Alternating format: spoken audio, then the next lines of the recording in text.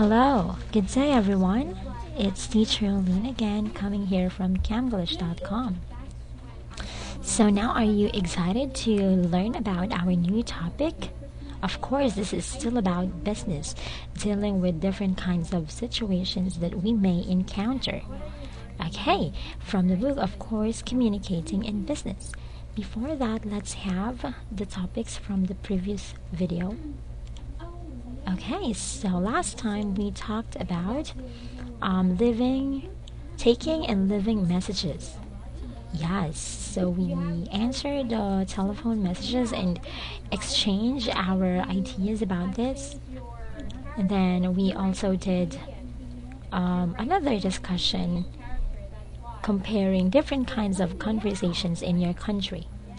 Okay, and for now, let's introduce our new one. It's still under the topic that I leave a message. It's another activity. Of course, we are going to go with the flow chart.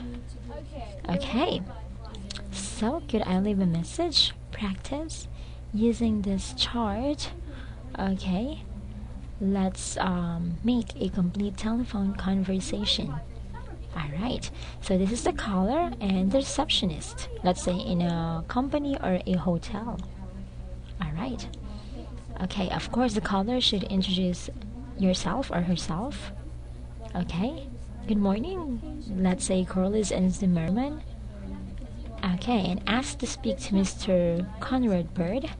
Mr. Bird is not in. Ask when you can contact him. Explain that he is out of town, offer to take a message. Okay, and your message should be like you want Mr. Bird to call you, repeat your name, give your number, and then confirm the information and call. Okay, so let's say in here, you can say, you may just leave your message. Kindly tell Mr. Bird to call me back when he has time. And this is, let's say, Christine again, and this is my number, right? Something like that. Alright, so now you may also try to do the same thing. Okay.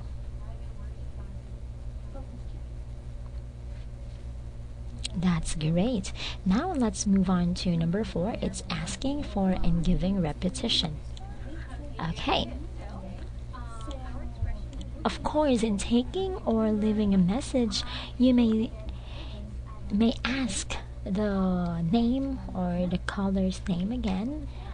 It is required to do a repetition so that the message will be really clear to be passed on the person that you need to talk to.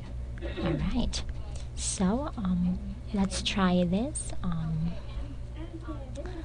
I beg your pardon, I didn't catch that. In asking for a repetition or request to Alan P. Maley or Maley Human Resources Department. Oh yes, and then repetition and then acknowledgement. So it's as simple as that. You just need to repeat so the message will be clear.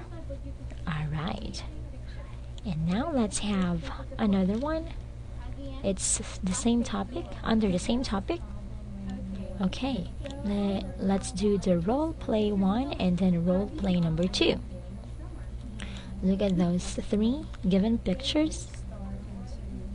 Okay, for number 1, work in pairs. Let's say student A should turn to file a card 5A, student B should turn to file card 5B. Okay. Or let's say give a situation or a dialogue for each picture. Okay. Number 5. The secretarial barrier. Alright, so we have the entrance. As you can see, it's blocked by many things. Okay, Okay, so for the secretarial barrier, it's like the things that block the papers, the secretary secretary's job. Okay. All right. So it's like you cannot make any appointments since there is some thing that hinders, right? To reach for the secretaries for the secretary. Okay. And I hope that you learned something from today's activity.